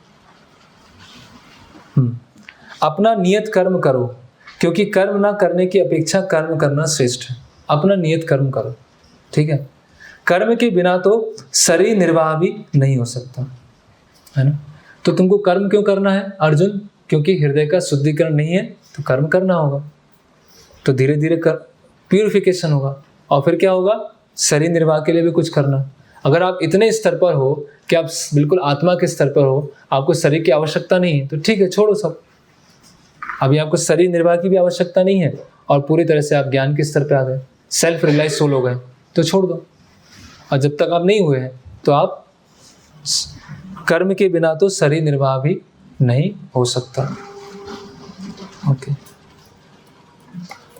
तो कहने का मतलब क्या है कि भक्त क्या होता है? और अधिक एक्टिव होता है। हम देखते हैं कि कितनी सारी सेवाएं होती हैं। कुछ लोग सोचते हैं, कई लोग शेड्यूल पूछते हैं हमारा कि आप लोग दिन में क्या करते हैं, सुबह से लेकर रात तक क्या करते हैं। तो उनको बताते हैं, पहले 4 बजे से लेके 10 बजे का शेड्यूल बताते हैं, फिर बताते हैं 10 बजे से लेके शाम को सेवा रहती है, अच्छा, सेवा रहती, फिर क्या करते हैं और क्या करते हैं आप? तो उनको समझ में नहीं आता सेवा क्या है और कितनी सारी सेवा है ना। अब जैसे कुकिंग है तो कुकिंग का पूरा प्लानिंग करना है ना। कुकिंग की प्लानिंग में कितना टाइम चला जाता है, फिर जो कुकिंग हो रही है उसमें है, फिर सर्विंग है, फिर उसका वाइंड अप है ना, फिर अकाउंट्स हैं, कितना ट्रांजैक्शन है, फिर बहुत सारे लीगल चीज़ें हैं, प्रचार करना है, प्रचार में किसी को कुछ प्रॉब्लम आ रही वो डील करना है। मतलब आपको दिन में पूरा टाइम ही नहीं मिलेगा। तो भक्त क्या हो जाता है और अधिक एक्टिव हो जाता है। अर्जुन क्या सोच रहा है, इनएक्टिव होना है, भगवान क्या बोल रहे हैं, और एक्टिव होना है। जितना एक सामान्य व्यक्ति काम करता है उससे भी अधिक काम भक्त करता है, अगर वो भक्ति को सही तरह से समझे हैं तो। एक सामान्य व्यक्ति भी क्या है, सैटरडे संडे हॉलीडे उनका, और भक्तों क्या होता है सैटरडे संडे क्या हो जाता है, और ज़्यादा और बिजी हो जाते हैं, है ना। तो भक्ति क्या एक ऐसे मिस्ट्री है, वो और ज़्यादा बिजी हो जाते हैं, है ना। कई बार देखिए जैसे अकाउंट्स हैं या कुछ ऐसी चीज़ें होती हैं जिसमें कुछ मीटिंग है, कुछ डिस्कशन हो रहा है, घंटे घंटे चले जाते हैं, 1 घंटे 2 घंटे 3 घंटे 4 घंटे। तो कई बार लगता है करते क्या है, होता क्या है, लेकिन उसका प्रभाव क्या है वो कुछ समय के बाद आने वाला, उसका प्रभाव कुछ समय के बाद दिखने वाला। तो इसीलिए एक्टिव रहना है और सही तरह से एक्टिव रहना। और जितना हम लेज़ी होंगे, जितना आलसी होंगे, उतना हमारा फिर वो पतन के चांस हो जाएंगे। जैसे वो स्टोरी आती है, सबने सुना होगा, वो लालू कालू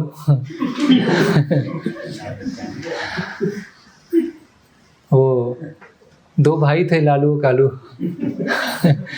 वो महा आलसी बहुत आलसी थे। तो उनके यहाँ जो भी टीचर को रखा जाता था वो टीचर को ही टोपी पहना देते थे, टीचर को ही सिखाना चाहते। तो कोई भी टीचर उनको सिखा नहीं पाता था, कोई भी टीचर नहीं सिखा पाता।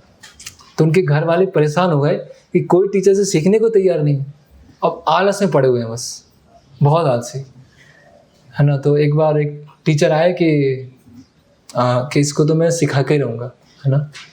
तो वो कुछ सिखा रहा था कि अगर 1 एप्पल लेते हैं और 2 एप्पल लेते हैं तो कितने एप्पल हो जाते हैं। तो लालू बोलता है 3 एप्पल।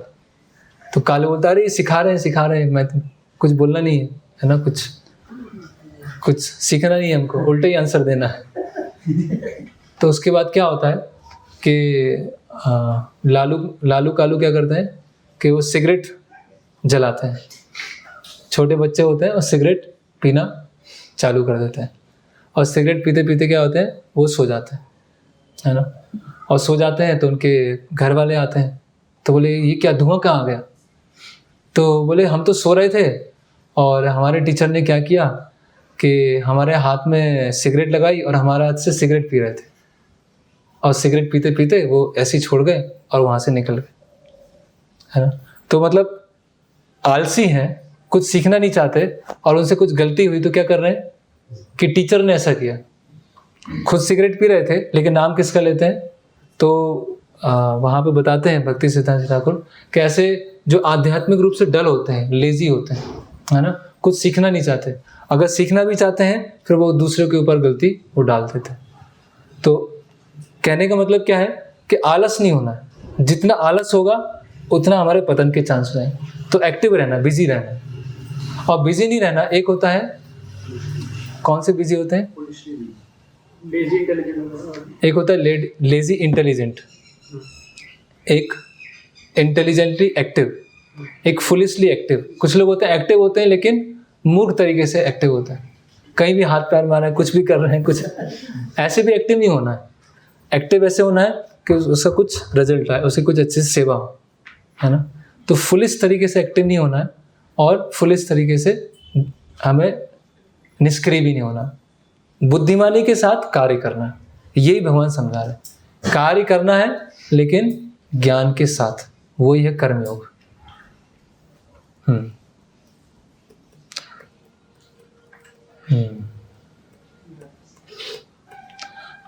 तो my guru Maharaj used to say that don't accept spiritual life for living, है ना। कभी भी आध्यात्मिक जीवन जीविकोपार्जन के लिए मत लीजिए। जैसे कि हमारी संकीर्तन पार्टी है, तो हम संकीर्तन पार्टी को भेजते हैं किसके लिए? प्रचार के लिए। तो कोई सोचे कि बहुत अच्छा है, जाऊंगा प्रचार करूंगा, लोग दान देंगे और इससे अपना जीवन चलेगा, तो ये बहुत गलत है। जैसे कि प्रोफेशनल गायक हैं, तो भजन गाते हैं और भजन के बदले क्या करते हैं? पैसे लेते हैं। प्रोफेशनल भागवत करने वाले हैं, भागवत कब करेंगे?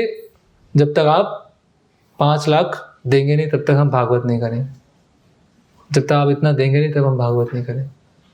तो ये क्या है? Professional Bhagavat reciter. और दूसरा प्रभुपाद बता रहे हैं ये कि लोग राधा कृष्ण की लीलाओं को इमिटेट करते हैं, रास लीला को इमिटेट करते हैं, तो ये सब क्या है? ये मिथ्याचारी लोग। तो अभी भगवान कर्म योग को कहाँ ले जा रहे हैं? जो पूर्ण तरह से भक्ति योग है उसके बारे में।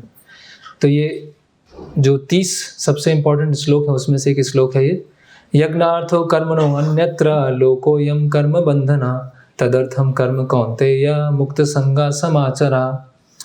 अभी भगवान क्या बोल रहे हैं? नियत कर्तव्य करना चाहिए, नियत कर्तव्य करना चाहिए। अब भगवान क्या बता रहे हैं? किसके लिए करना चाहिए? श्री विष्णु के लिए यज्ञ रूप में कर्म करना चाहिए, अन्यथा कर्म के द्वारा इस भौतिक जगत में बंधन उत्पन्न होता है। अतः हे कुंती पुत्र, उनकी प्रसन्नता के लिए अपने नियत कर्म करो, इस प्रकार तुम बंधन से सदा मुक्त रहोगे। तो भगवत गीता हर अध्याय में क्या है? भक्ति है। तो ये श्लोक किसको बता रहा है? भक्ति योग को, कि कर्म किसके लिए करना है? यज्ञ के लिए। यज्ञ कौन है? विष्णु। यज्ञो वै विष्णु, है ना। तो यज्ञ में जैसे हम देखते हैं कि इदम नारायण इदम न मम, है ना, इदम वासुदेवाय इदम न मम। ये यज्ञ क्यों किए जाते हैं? कि जो हमारी भोग करने की वृत्ति है वो धीरे धीरे खत्म।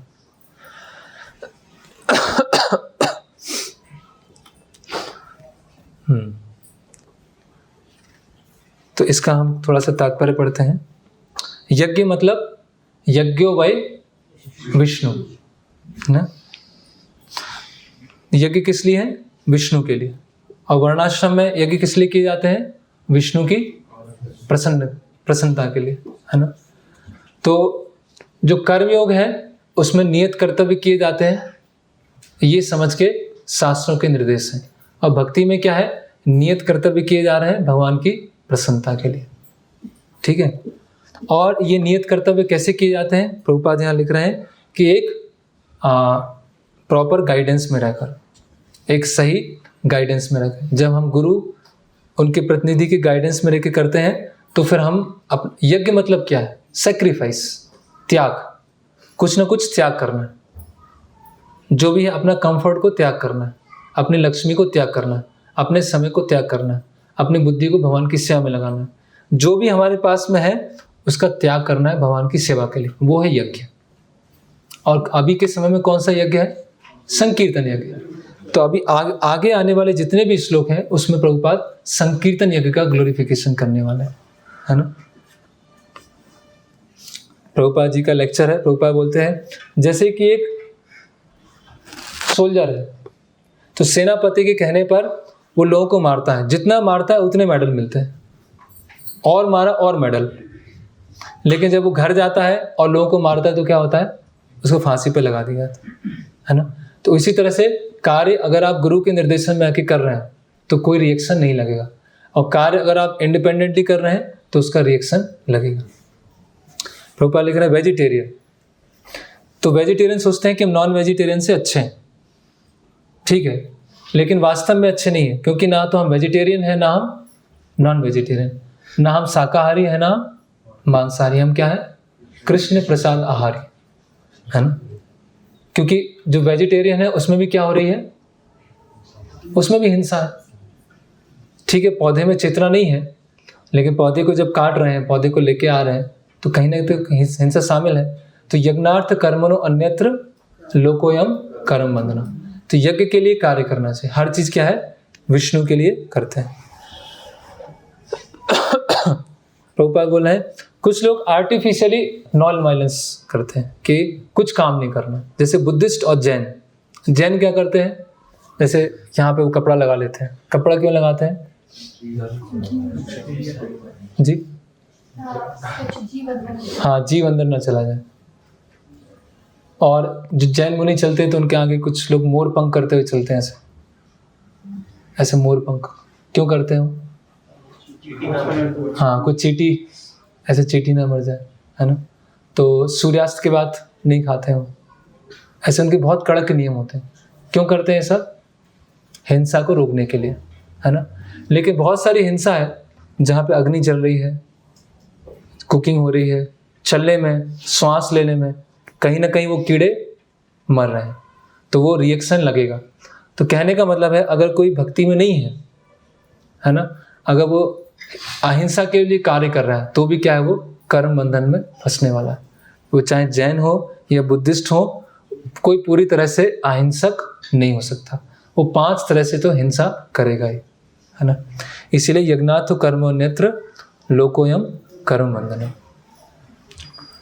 तो यज्ञ के लिए वो इस तरह से कार्य करते हैं और फिर वो वास्तव में सन्यासी बन जाते हैं। तो सन्यासी मतलब सब कुछ भगवान के लिए त्याग कर दिया, है ना। तो ऐसे हम देखते हैं कि प्रभुपाद कई उदाहरण बताते हैं, कई गृहस्थ भक्तों के उदाहरण बताते हैं जिनका जीवन कैसा है, बिल्कुल सन्यासी की तरह है। मतलब जो भी है सब कुछ भगवान की सेवा के लिए, है ना। तो जैसे सेफ्रॉन, सेफ्रॉन किसका प्रतीक है? फायर। फायर मतलब जलना, जलना मतलब सब भौतिक आसक्ति, सब भौतिक आसक्ति जल गई। भौतिक है ना, परिवार, घर सब जल गया। तो ये सेफ्रॉन का उसका अर्थ है ना। जैसे गोकुल चंद्र बताते हैं कि पहले जब वो भारत में ट्रैवल करते थे तो कोई बोलते हैं कि भारत के लोग बहुत सारा रंग बिरंगा पहनना पसंद करते हैं। थोड़ा वेस्ट में अलग है और भारत में रंग बिरंगा, लेकिन कोई कितना भी रंग बिरंगा पहने, सेफ्रॉन कोई नहीं पहनता। सेफ्रॉन कपड़ा, जैसे सेफ्रॉन कपड़ा देखेंगे, सेफ्रॉन दीवार देखेंगे, कुछ भी सेफ्रॉन देखेंगे, तुरंत उनके मन में क्या आएगा? त्याग। तुरंत मन में क्या आएगा? वही सेक्रीफाइस, है ना। तो कभी कभी क्या होता है, वो सेफ्रॉन से थोड़ा डरते भी हैं, डर भी लगता है। और बता रहे थे कि यहाँ तक ऐसी स्थिति है कि कोई अगर पेन भी यूज करता है तो पेन का कलर भी वो सेफ्रॉन नहीं होना चाहिए, है ना। और कई बार लोग बोलते हैं, अरे हम तो गृहस्थ हैं, हम तो एंजॉय कर सकते हैं, आप सन्यासी हैं, आपको नहीं करना चाहिए, ऐसे मतलब प्रीच करते हैं बुक डिस्ट्रीब्यूशन के समय। तो लोगों के अंदर भारत में कम से कम अभी भी ये भावना है ना, कि ये कलर के प्रति भावना है। लेकिन वेस्ट में ऐसा नहीं। वेस्ट में तो मजाक उड़ाते थे जब भक्त इस तरह से धोती कुर्ता में कीर्तन करते थे, या सेफ्रॉन में है, या 7 हेड है, तो उनका बहुत मजाक उड़ाते थे। कपड़े खींचना, उनके सिखा खींचना, ऐसे, है ना, कुछ भी अपशब्द बोलना, ऐसे मार के चले जाना, ऐसे मार दिया और चले गए। और उसको फिर सहन करते करते करते करते अभी ऐसी स्थिति आई। तो कम से कम भारत में तो ये सेफ्रॉन है, उसका कुछ स्तर पर रिस्पेक्ट है। और हम देखते हैं कि ये भगवत गीता किन दो के बीच में बातचीत चल रही है कि अर्जुन कौन है? गृहस्थ। उनके भी पत्नी है, उनके बच्चे हैं, और भगवान के 16,108 पत्नी। वो तो और ही बहुत ही बड़े गृहस्थ हैं। तो 2 गृहस्थों के बीच में बातचीत चल रही, किसके ऊपर? कि वास्तव में सन्यास क्या है, एक्चुअल सन्यास क्या है, प्रीमेच्योर सन्यास क्या है, और अपने नियत कर्तव्य करते हुए कैसे हृदय का शुद्धिकरण करना। तो इसमें 3 स्टेज आ गई। पहला स्टेज क्या है कि नियत कर्तव्य करना है ईमानदारी के साथ। दूसरा स्टेज क्या है? कृत्रिम रूप से सन्यास लेना, कृत्रिम रूप से ब्रह्मचारी बनना। और तीसरा स्टेज क्या है? अगर नियत कर्तव्य करते हुए हृदय का शुद्धिकरण हो गया तो आप एलिजिबल हैं सन्यास लेने के। तो अभी 2 स्टेज में रह के हमें कार्य करना। ऐसे श्रील भक्ति सिद्धांत साई ठाकुर ने एक अपने गौड़ी मठ में आर्टिकल लिखा था, परमहंस, और उनके एक गृहस्थ शिष्य थे। गृहस्थ शिष्य थे, एक प्रोफेसर थे, वो कॉलेज में पढ़ाते थे, जिन्होंने ये ब्रह्म संहिता पे वो तात्पर्य लिखे। तो उनके ऊपर उन्होंने आर्टिकल लिखा, परमहंस।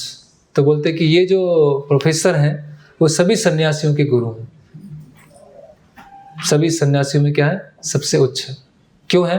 उनकी 600 रुपये तनख्वाह थी महीने का, और 600 रुपये आती थी और अपने गुरु को दे देते थे।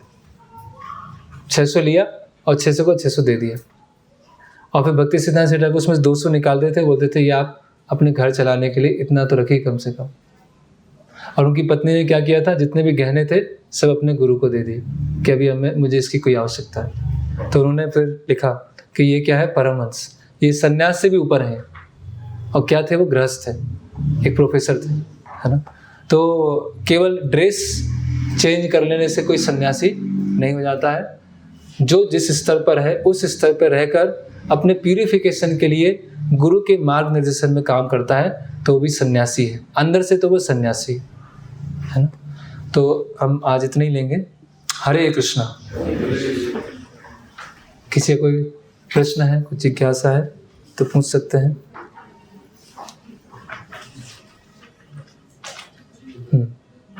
इसमें ऐसे जैसा कि मैंने एक्सप्लेन किया है, तो उससे ऐसा होगा कि व्यक्ति अगर कोई भी विचार करता है, मतलब अभी जो भी आश्रम में कोई शुद्ध नहीं होगा, तो उसको भी लगेगा कि शायद मैं अपनी सही स्थिति में मुझे लगेगा क्लियर नहीं होगा। प्रश्न ये है कि अगर किसी ने संन्यास या ब्रह्मचर्य आश्रम में है और इंद्रिय विषयों पे चिंतन कर रहा है तो उसको लगेगा कि मैं पता नहीं सही जगह हूँ कि नहीं। तो देखिए श्लोक में क्या लिखा है, कर्मेंद्रियाणि संयम्य या आसिते मनसा स्मरण। स्मरण, स्मरण मतलब कांस्टेंट थॉट चल रहा है, भोग करने का कांस्टेंट थॉट चल रहा है, आ रहा है जा रहा है, आ रहा है जा रहा है, उसको हम कल्टीवेट नहीं कर रहे हैं, उसको हम बढ़ावा नहीं दे रहे हैं, और उसके बाद हमें एक स्तर का ग्लानि भी लग रहा है, तो फिर हम सही है। लेकिन उस पर कॉन्स्टेंटली कॉन्टेम्पलेशन चल रहा है एंजॉय करने का, तो इंद्रियाणा विमूढ़ात्मा मिथ्याचार सा उच्यते। तो वो फिर वो एग्जाम्पल याद करना है यमुनाचार्य का।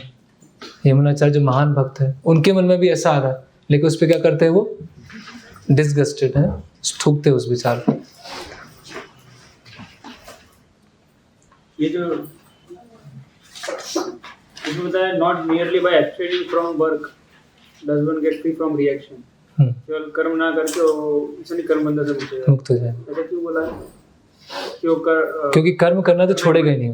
हाँ, ऐसा नहीं कार्य करना छोड़ दिया तो अब रिएक्शन नहीं आएगा, क्योंकि कार्य तो करने वाला है। कार्य ते ही वशा कर्म सर्व प्रकृति जय गुण, तो कार्य तो वो करेगा। और उसके जो पिछले के जो पाप पुण्य है उनका क्या होगा, वो उसको कार्य धकेलेंगे उसको कार्य करने के लिए कि पुण्य करो पाप करो। तो हृदय का अगर शुद्धिकरण हो गया तो फिर वो छोड़ सकता है। लेकिन भगवान बताएंगे कि जिसका हृदय का शुद्धिकरण हो गया वो भी कार्य करता है, एग्जाम्पल सेट करने के लिए। जैसे जनक महाराज का उदाहरण आएगा, यद यद आचरति श्रेष्ठा तत्तत एवो तरोजना, कि जो ऐसे स्तर पे आ गए जिनको कार्य करने की जरूरत ही नहीं, हृदय शुद्ध हो गया फिर भी वो काम करते हैं। क्यों करते हैं? दूसरे लोगों को एग्जाम्पल सेट करने के लिए। ये चौथा सेक्शन है शायद हमारा। जब बोल रहे हैं हृदय का शुद्धिकरण, इसका एक्चुअल मतलब क्या है? हृदय का शुद्धिकरण वैसे उसमें लिखते हैं, ऐसा नहीं कि जब आप साधना कर रहे हैं, सेवा कर रहे हैं तो आपको बहुत विचार सता रहे हैं कि आप कुछ बेसिक ही नहीं कर पा रहे हैं। साधना करते समय, सेवा करते समय वो विचार आ रहे हैं और वो कांस्टेंट है। आपको जो वैराग्य का भाव है वो लंबे समय तक, ऐसा नहीं कि एक दिन वैराग्य है और एक दिन फिर इच्छा, वैसे एक दिन वैराग्य है, वो वैराग्य बहुत लंबे समय तक चल रहा है, कांस्टेंट है काफ़ी समय तक। तो इस तरह से हम समझ सकते हैं। तो जो जैसे अभी जो ब्रह्मचारी आश्रम में है, उनको बोलेंगे कि उन्होंने अपने नियत कर्म को छोड़ दिया है। हाँ, तो देखिए ब्रह्मचर्य आश्रम भी वर्णाश्रम का एक भाग है ना। यहाँ पर जो डिस्कस हो रहा है कर्म संन्यास। कर्म संन्यास मतलब सब कुछ छोड़ दिया, अभी कोई कार्य नहीं कर रहे हैं। लेकिन जो ब्रह्मचारी आश्रम में स्थित हैं, तो ब्रह्मचारी आश्रम में स्थित है, उनका नियत कर्तव्य क्या है? गुरु, है ना। क्या श्लोक है वो? ब्रह्मचारी गुरुकुले, हाँ, ब्रह्मचारी गुरुकुले वासान दांत गुरु हृतम आचरण दासवान नीचो गुरुसु कि ब्रह्मचारी गुरुकुले वासांदांत गुरुहितम, कि क्या है ब्रह्मचारी का धर्म? कि अपने इंद्रियों का संयम और गुरु हितम, गुरु के हित के लिए कार्य करना। ठीक है, फिर एक नीच सेवक की तरह कार्य करना, स्लेव की तरह, एक दास की तरह, और गुरु के कॉन्फिडेंशियल सर्विस के। तो वो अगर कर रहे हैं तो अपने धर्म में, यहाँ बात हो रही कोई कार्य नहीं करना। तो इवन जो ब्रह्मचारी आश्रम है या जो संन्यास आश्रम है, उसमें भी स्थित होने के लिए आपको एक स्तर का तो वैराग्य चाहिए, एक स्तर का हृदय का शुद्धिकरण चाहिए। यहाँ तो बात हो रही कर्म संन्यास की, जो मायावादी लेते हैं। जो मायावादी लेते हैं। तो मतलब वो लोग संन्यास मतलब कोई कर्म नहीं करते, मतलब कोई ऑक्यूपेशनल ड्यूटी नहीं करते ना। हाँ, ऑक्यूपेशनल ड्यूटी, मतलब ब्राह्मण क्षत्रिय वैश्य शूद्र का नहीं। हाँ, कोई कार्य नहीं करते हो। लेकिन उनकी तो कोई ना कोई साधना करेंगे। अब उनका जो साधना हो, जैसे पंचोपासना है या वो तो पंचोपासना उनके लिए बहुत निचले स्तर का है। वो तो सोचते हैं कि जो भक्ति में जो थोड़ा निम्न होते हैं, उनको ध्यान लगाने के लिए 5 इनकी आवश्यकता होती है। लेकिन उच्च अवस्था में तो किसी चीज़ की आवश्यकता नहीं, निष्क्रिय है, बस ध्यान लगा रहे हैं।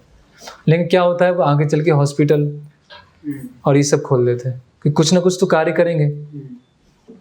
ये समस्या हो जाती है।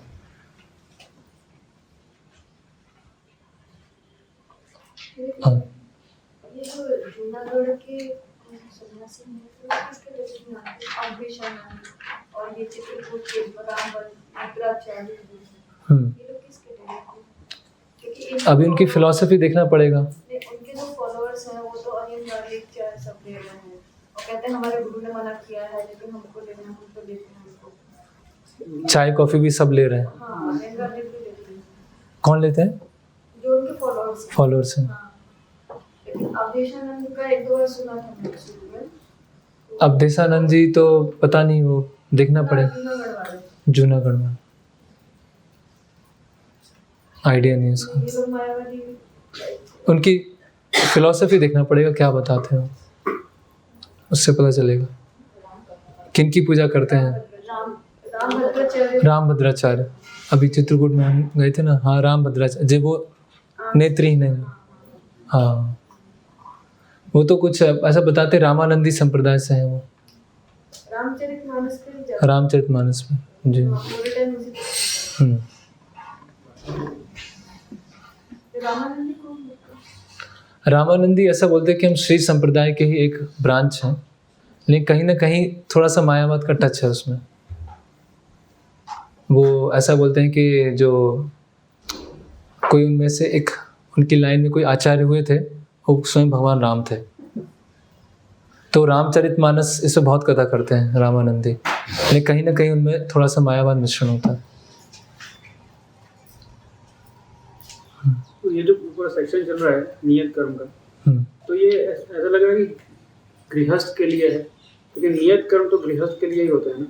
गृहस्थ आश्रम में जो है, और उनको बाद में जब संन्यास लेना है, जो गृहस्थ आश्रम में है उनको बाद में संन्यास लेना है, उनके लिए हो रहा है, उनके चर्चा हो रहा है। तो ये हम ब्रह्मचर्य के संबंध में कैसे समझ सकते हैं? इसको ऐसे समझ सकते हैं कि अगर कोई इतनी प्रश्न ये है कि ये नियत कर्म के ऊपर चल रहा है, जो कि गृहस्थ वर्णाश्रम का एक भाग है, और गृहस्थ आश्रम में अलग अलग वर्ण में स्थित होंगे, और उनका शुद्धिकरण होगा तो वानप्रस्थ और संन्यास लेंगे। तो अगर किसी को ब्रह्मचारी आश्रम में आजीवन रहना है या किसी को संन्यास आश्रम लेना है, तो उसकी एलिजिबिलिटी आ गई है कि नहीं आ गई है, उसे चेक करने के लिए इस लोग, अगर एलिजिबिलिटी नहीं आई है तो कृत्रिम रूप से आप प्रयास मत कीजिए। आप गृहस्थ आश्रम में जाके ग्रेजुअल शुद्धिकरण होगा, और वहाँ आगे चल के आप अगर शुद्धिकरण हो गया तो संन्यास लेंगे। इसलिए डिस्कस, क्योंकि अर्जुन का प्रश्न क्या था, क्या मैं बुद्धि योग को फॉलो करते हुए सब छोड़ दूँ, युद्ध ना करूँ? भगवान क्या बोल रहे हैं, तुम्हारा युद्ध करना नियत कर्म है। और फिर उसको और आगे ले जा रहे हैं, यज्ञार्थ कर्म नरतर, क्योंकि मैं चाहता हूँ।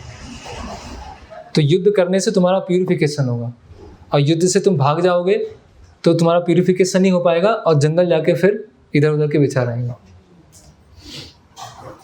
तो जैसे ब्रह्मचारी है वो भी एक वर्ण में नहीं आता क्या? जैसे हम बोलते हैं आश्रम में रहते हो जनरली तो वो ब्राह्मण वर्ण के नहीं कहलाएंगे? नहीं, ब्राह्मण वर्ण के कहलाएंगे। तो ब्राह्मण 2 तरह के होते हैं, एक अटैच्ड ब्राह्मण, एक डिटैच्ड ब्राह्मण। जैसे हम देखते हैं बहुत सारे ब्राह्मण हैं जो गृहस्थ होते हैं, और बहुत सारे ब्राह्मण हैं जो ब्रह्मचारी आश्रम में आते हैं। तो दो तरह के ब्राह्मण, अटैच्ड और डिटैच्ड। तो जो ब्रह्मचारी हैं वो एक अपना नियत कर्तव्य कर रहे हैं, गुरु की सेवा कर रहे हैं, या जो बाकी वर्ण हैं उनको गाइडेंस दे रहे हैं। तो हमारे लिए ये आर्टिफिशियल अपने ड्यूटीज को छोड़ना, वो क्या संन्यास लेना हो गया? अपने संन्यास ले लिया ऐसा नहीं, अगर कोई इस स्तर पर नहीं रह सकता है, डिटैच ब्राह्मण का नहीं रह सकता। हाँ, अगर वो डिटैच ब्राह्मण के स्तर पर नहीं रह सकता है तो आर्टिफिशियली उसको वहाँ पर नहीं आना चाहिए। उसको बेटर है गृहस्थ आश्रम में जाना चाहिए।